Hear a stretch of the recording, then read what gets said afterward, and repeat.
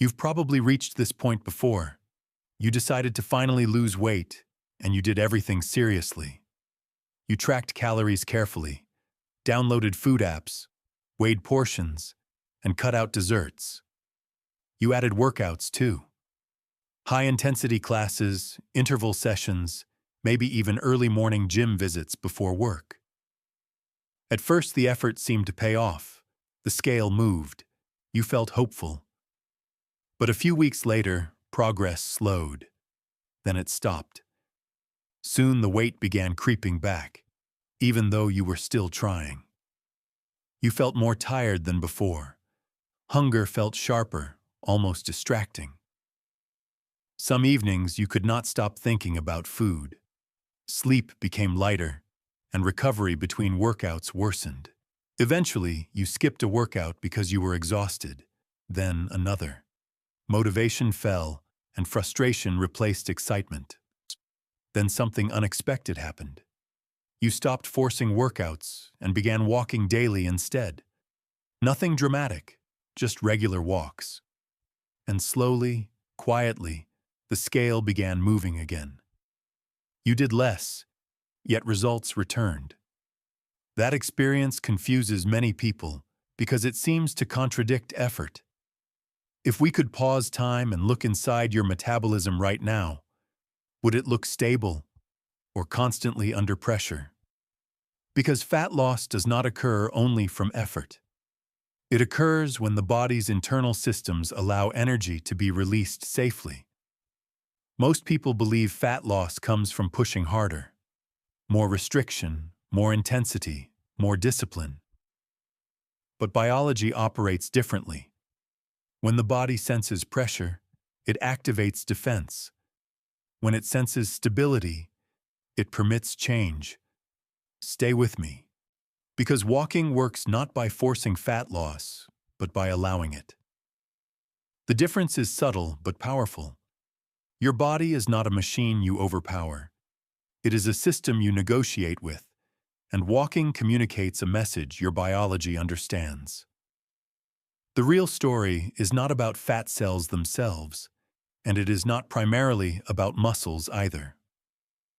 The main character is the set of regulatory systems that manage how your body handles energy every hour of the day.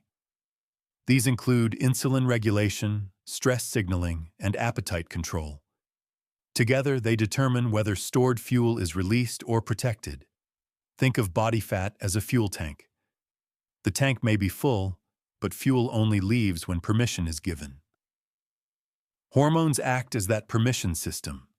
You cannot simply demand fuel release through effort if the signals say conditions are uncertain.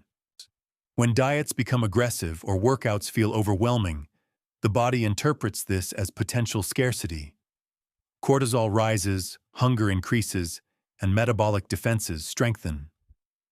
The intention was fat loss, but the signal received is survival. High-intensity routines often amplify this response. They create short-term calorie burn, yet also increase stress hormones and appetite afterward. Many people notice they become hungrier after hard workouts and more tired the next day. This is not weakness, it is regulation. Walking sends a different message. The pace is steady, predictable, and repeatable. The nervous system interprets it as normal daily activity rather than emergency effort. Insulin sensitivity improves because muscles use glucose calmly. Appetite signals stabilize because energy handling becomes predictable.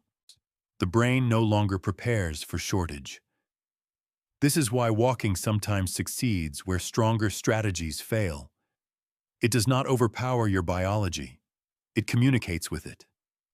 Instead of demanding immediate results, it creates conditions in which the body no longer needs to defend its reserves so aggressively.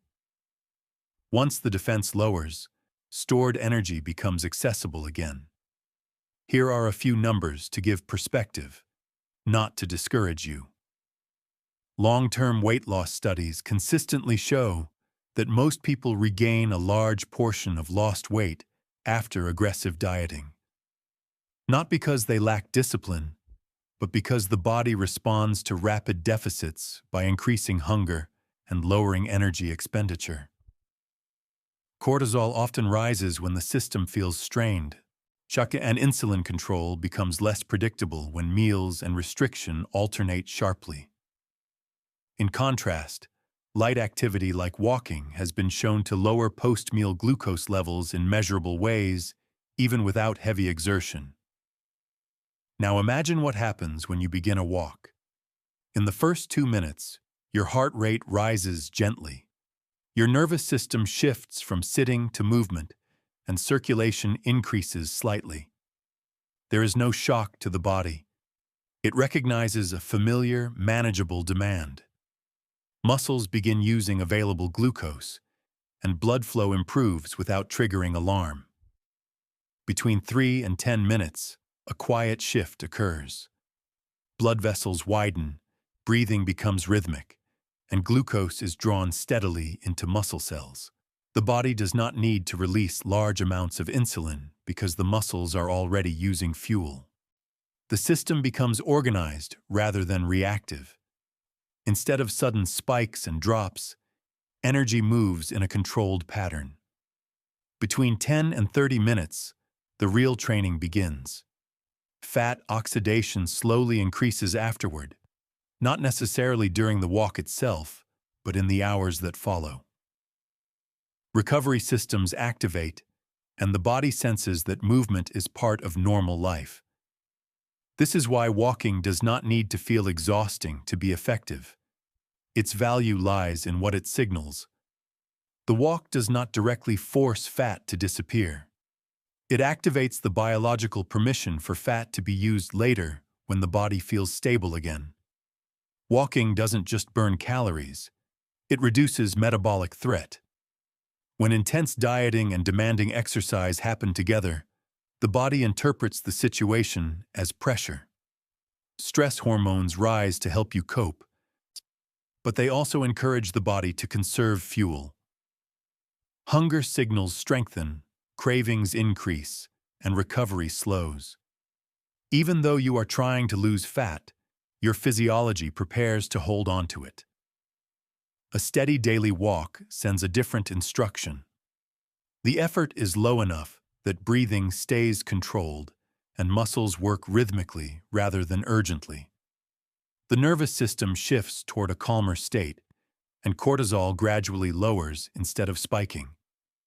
With less perceived threat, insulin levels stabilize, and cells respond more efficiently to normal meals. Leptin sensitivity also improves over time. This hormone helps the brain sense how much energy is stored. When signals become clearer, appetite aligns more closely with actual need rather than anxiety-driven hunger. Instead of sharp cravings, you feel predictable hunger at reasonable times. This is the beginning of metabolic flexibility. Your body regains the ability to switch between using food and using stored fuel. When this flexibility returns, the body does not panic between meals. It calmly accesses reserves. Walking did not overpower fat stores. It restored communication. Many people notice they eat more naturally balanced portions without strict rules once they walk regularly. The change feels effortless because the system is no longer reacting to stress. The body is not being forced to lose fat. It is allowed to, and that permission changes everything. Now here's the moment most people miss. It isn't just that walking is gentle. It's when and how it fits into your day. Consider what happens after a meal. Blood glucose rises, insulin follows, and the body begins deciding what to store and what to use. If you sit immediately after eating, the muscles have little demand for fuel. Storage becomes the default option. But if you take a calm walk within that window, muscles begin drawing glucose directly from circulation. Insulin does not need to spike as high. The rise and fall of blood sugar becomes smoother. That single timing adjustment can reshape how the next several hours unfold metabolically. Evening walks create another overlooked effect. Light movement after dinner can support sleep quality by lowering stress tension accumulated during the day. Better sleep improves hormonal balance overnight, including growth hormone release and appetite regulation the following day. When sleep improves, fat loss becomes more sustainable because recovery improves. Walking after stressful moments matters as well. A tense meeting, a long commute, or hours of screen time elevate stress hormones. A calm walk in that state acts as a reset signal. Instead of carrying heightened cortisol into the evening, the nervous system gradually shifts toward balance. These windows, after meals, in the evening, after stress, are where walking quietly changes physiology. It influences the 24-hour rhythm of metabolism, not just the minutes spent moving. The impact continues long after the walk ends. That is what most people overlook. The benefit is not contained within the session. It echoes throughout the day and night. Over the following weeks and months, these quiet adjustments become measurable. Clinicians rarely judge progress only by the scale. They observe fasting insulin levels, resting heart rate, on blood pressure, recovery speed after mild exertion, and sleep quality. When walking becomes consistent, fasting insulin often lowers because the body manages glucose more calmly. Resting heart rate decreases slightly as cardiovascular efficiency improves and the nervous system spends less time in a stress state. People frequently notice their energy feels steadier throughout the day. Instead of sharp peaks and crashes, they maintain focus longer. Appetite becomes predictable. Meals feel satisfying rather than temporarily calming hunger. Cravings soften because the body no longer sends urgent signals for quick fuel. Recovery improves as well. After climbing stairs or carrying groceries, breathing returns to normal faster. Sleep deepens, which further supports hormonal regulation. With improved sleep, appetite hormones stabilize, and the body no longer seeks extra calories late at night. Fat loss often begins subtly. Clothing fits differently before the scale changes. Waist measurements shift gradually. The body starts using stored fuel between meals because it no longer anticipates constant shortage. Walking did not create a dramatic calorie deficit. It removed the need for defense. This process explains why some people see progress only after weeks of simple daily walking. The body first reorganizes its internal regulation. Once stability is restored, releasing stored energy becomes sustainable. The visible change is the final step of a much earlier biological adjustment. Researchers have uncovered several findings that challenge common assumptions. First, low-intensity activity performed consistently often leads to more sustainable fat loss than repeated high-intensity efforts over long periods. The difference lies not in calorie burn per session, but in how the body regulates appetite and recovery afterward. Second, improvements in appetite regulation frequently predict fat loss better than the number of calories burned during workouts. When hunger becomes stable, adherence improves naturally. Third, sleep quality often improves before the scale moves. Better sleep enhances hormonal balance, including growth hormone release and insulin sensitivity. Many people notice their cravings decrease once sleep stabilizes, and only later do they observe measurable fat reduction. Fourth, reductions in perceived stress often precede visible change. When daily tension lowers, cortisol levels normalize, and the body becomes less defensive about stored energy. From a safety perspective, walking carries low injury risk compared to intense exercise, making it accessible for people with excess weight or joint discomfort. It does not require advanced conditioning or complex recovery strategies. Starting with manageable durations and increasing gradually reduces strain. The goal is consistency without overwhelming the system. Walking should feel sustainable. You should be able to speak comfortably, breathe steadily, and recover quickly afterward. Hydration, proper footwear, and safe environments remain important. The effectiveness of walking comes from repetition over time, not from pushing to exhaustion. When practiced regularly, it becomes a foundation rather than a stressor, supporting metabolic cooperation instead of resistance.